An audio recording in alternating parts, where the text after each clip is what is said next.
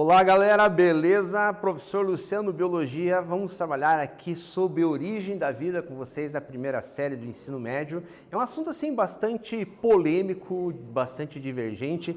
Durante a história, né, ele foi tomando assim, foi se tornando bastante conflituoso e com vários cientistas ali que acabaram se dispondo a tentar comprovar a sua tese, até que hoje a gente tem uma linha de estudos assim bastante certa agora, né? Mas assim, como assim, sempre falo, na ciência muitas mudanças podem acontecer. Uma coisa que a gente fala hoje pode ter uma alteração mais para frente, porque são teorias, são hipóteses que são levantadas. Hoje você vai ver durante a aula as mais aceitas e, no geral, o que você vai pensar sobre isso. Objetivo da aula de hoje, reconhecer as características da Terra primitiva e a constituição da atmosfera que possibilitaram com isso a formação dos componentes essenciais para o surgimento da vida. Então já está trazendo para vocês mais ou menos a ideia que se tem hoje, tá gente? Vamos a um conhecimento prévio, uma perguntinha básica aqui para você raciocinar um pouquinho, tá gente? Se todo ser vivo se origina de outro ser vivo, conforme a teoria atual, um ser vivo se origina de outro ser vivo, de onde veio então o primeiro ser vivo, o primeiro de todos? Da onde que ele veio? E aí essas hipóteses, essas dúvidas que norteiam a ciência, tá? Muito bem. Nessa aula estudaremos as diversas hipóteses que vão nortear esse assunto. Entre eles o criacionismo, que são as teorias religiosas, né, de todas as teorias religiosas, a compilação de todas elas, a abiogênese, a biogênese, a panspermia e também as hipóteses autotrófica e heterotrófica. Todas elas com seus argumentos, tentando explicar como surgiu a vida. Veja que eu falei um monte de nome estranho aqui, tá gente? Nós vamos estudar cada uma delas assim de uma maneira superficial, mas tentando te dar uma base para você aprofundar na sequência. Muito bem. Antes eu trouxe para vocês aqui uma questão que é sobre os vírus, tá gente? Especificamente o coronavírus. Qual a relação disso com a aula, né? Da mesma maneira que a gente busca explicações para tentar entender como surgiu a vida, também buscam-se explicações para entender como surgiram os vírus de um modo geral e especificamente o coronavírus. Só que assim, gente, até hoje ainda tem dúvidas da sua real forma de surgimento, né? Como que ele surgiu. Mas assim, existiram já várias teorias assim bastante bizarras sobre esse novo coronavírus. Primeiro, foi criado em laboratório, né? Então existe a hipótese, foi criado em laboratório com interesses políticos, interesses econômicos, certo? Efeito da internet 5G também já se cogitou isso. Também que a urina de vaca ajudava ali a matar o vírus. São explicações implausíveis que revelam criatividade, falta de noção e fixação por Bill Gates entre os conspiracionistas. Os conspiracionistas são essas pessoas que levantam essas teorias de conspiração e jogam isso como verdade. A gente tem que ficar muito atento, principalmente em épocas de fake news, a gente tem que ficar muito atento com relação a isso. Certo, gente? Existe também aqui uma hipótese do SARS-CoV-2, que é o nome, né, do vírus, do coronavírus ali, que ele teria vindo do espaço. Então existem assim várias teorias. No linkzinho ali que você vai ter no slide, você consegue acessar essa reportagem, né, da revista Galileu. É bem interessante, é bem importante você ler também. Então vamos especificamente falar de origem da vida. Nós vamos ter aqui, ó, veja que eu coloquei um diagrama com fixismo e evolucionismo. Nós temos diferentes teorias e duas vertentes assim bastante sérias, bastante contrárias uma da outra. Então a gente tem o fixismo, que diz que as espécies são imutáveis, ou seja, elas não se modificam desde que surgiram, elas não sofreram modificação nenhuma, elas têm origens independentes. Ela foi também muito aceita até meados do século XIX, bastante aceita mesmo, tá? De que tudo que tem hoje surgiu do jeito que é, não houve nenhum tipo de transformação. E nós temos, aproveitando aqui também, o fixismo é que dá origem ali ao criacionismo, as ideias religiosas, né? Mas também temos o chamado evolucionismo, que daí alguns cientistas, né, passaram a desenvolver já lá atrás, né, há séculos, que as espécies evoluem que as espécies que existem hoje tiveram uma origem comum, um ser que surgiu, que foi se modificando, né, e formando ramos, como se fosse uma árvore, né, galhos de uma árvore, com diferentes evoluções. E ela é cientificamente a mais aceita hoje em dia. Mas como eu falei para vocês, em ciência tudo pode mudar. Pode ter um fato novo que mude todas as teorias. Estou apresentando para vocês o que a ciência defende hoje. Nessa outra imagem aqui, o que nós temos, gente? Três teorias que supõem, né, sobre como teria surgido a vida. Temos a primeira, a abiogênese. Hoje para nós ela é bem absurda, mas numa determinada época ela foi assim, ela tinha argumentos para isso. A gente não pode simplesmente ignorar e dizer que isso aqui foi besteira, porque não se tinha os elementos que a gente tem hoje para fazer um tipo de assim de argumentação. Na biogênese diz que a vida surgiu da matéria bruta, ou seja, surgia assim do nada, surgia de rochas, surgia de outros elementos que morriam. Temos também a biogênese, que a vida surge de um outro ser vivo, que é aquela mais científica ali. E nós temos aí também a panspermia cósmica, que a gente diz que a panspermia, né, os defensores da panspermia cósmica, acreditam que as primeiras formas de vida teriam vindo do espaço e caído na Terra e aqui se desenvolvido. Beleza, não podemos chamar nenhuma delas de absurda, embora a ciência derrube algumas hipóteses e coloque outras no lugar. Vamos entender a história disso agora. Relação abiogênese e biogênese. Teve um cientista chamado Francesco Redi que ele tentou fazer um experimento para derrubar a ideia da abiogênese. Então, o que acontece, né? Verificava-se, sim, por exemplo, que na carne surgiam larvas de mosca e depois, posteriormente, moscas que se desenvolviam a partir dali. Então, acreditava-se na abiogênese que esses elementos ali, os elementos presentes na carne, se transformavam em larvas. Redi fez o seguinte experimento, ele colocou ali 3 frascos, um primeiro totalmente vedado, um segundo vedado com gás em cima, para que essas moscas não conseguissem entrar e, na hipótese dele, não depositar os ovos, e um terceiro, né, com o frasco totalmente aberto. No frasco, e especificamente no frasco totalmente aberto, se desenvolveram as larvas e, posteriormente, as moscas.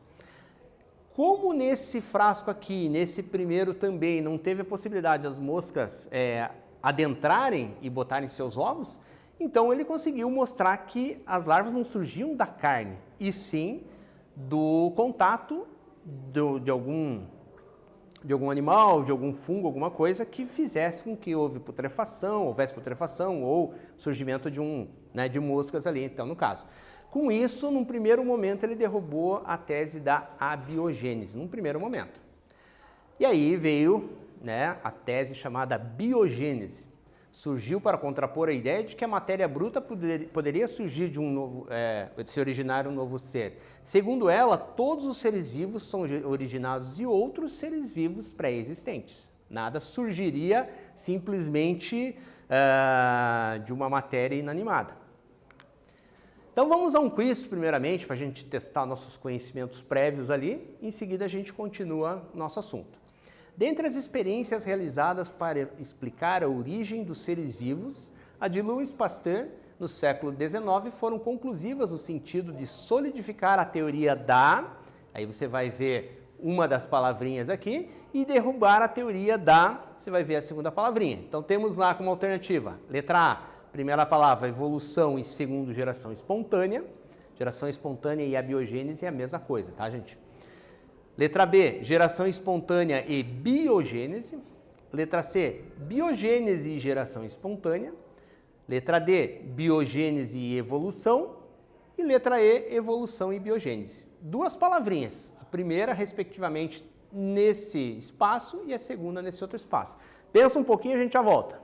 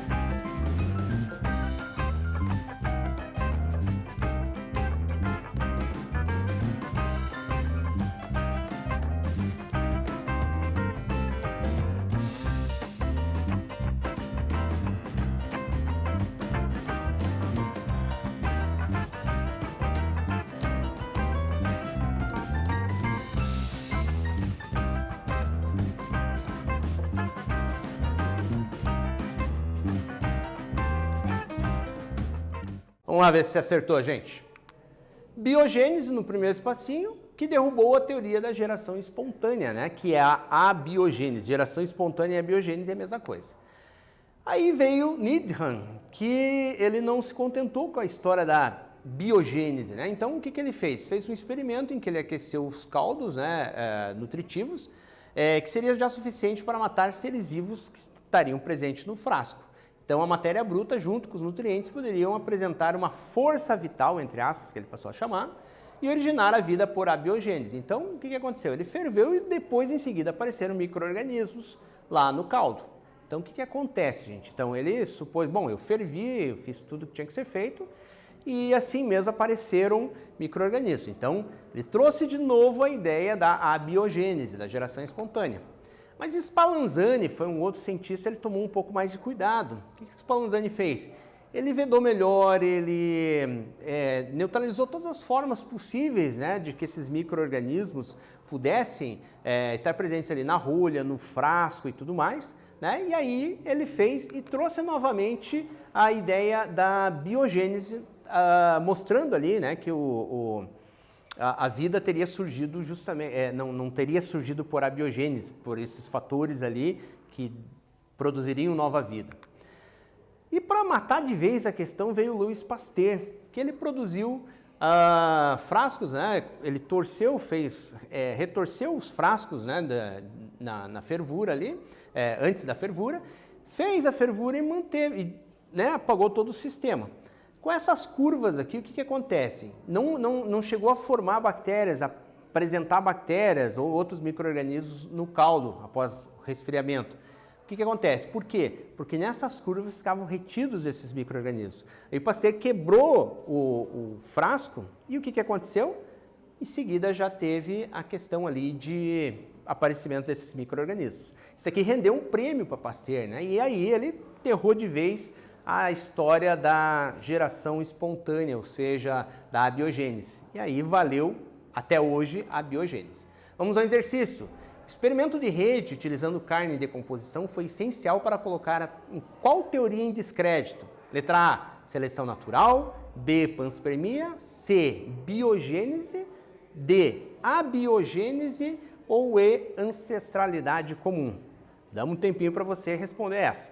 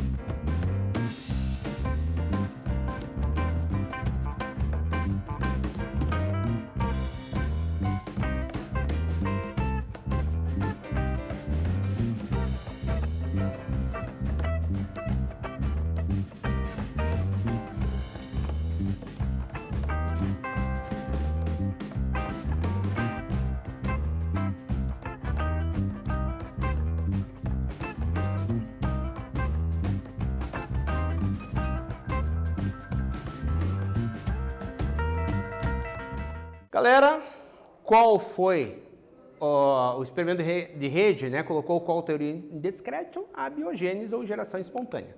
Aí nós temos hipóteses que tentam explicar isso. Então nós temos a teoria de Oparin e Haldane, da hipótese heterotrófica, né? Da chamada de que os mares eram uma sopa de nutrientes, a chamada sopa primitiva, e a atmosfera terrestre era a chamada atmosfera primitiva.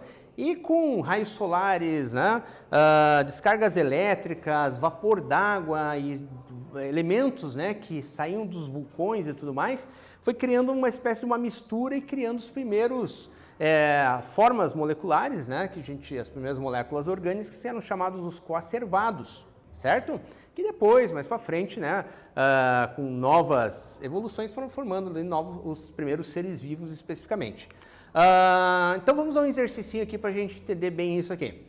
Observe a figura e marque a alternativa que está de acordo com a teoria da biogênese. Então nós temos 3 pés de milho, 3 espigas de milho aqui e formação de larvas ali naquela outra ali. As larvas surgiram na espiga pelo processo de geração espontânea. Ela ocorreu uma transformação dos grãos em lagartas. As lagartas apareceram após o desenvolvimento de ovos depositados por borboletas. As lagartas apareceram em razão do apodrecimento do sabugo e dos grãos. Ou letra E, as lagartas chegaram do espaço através do processo de panspermia. Na verdade, isso está bem fácil, tá, gente? Espero vocês.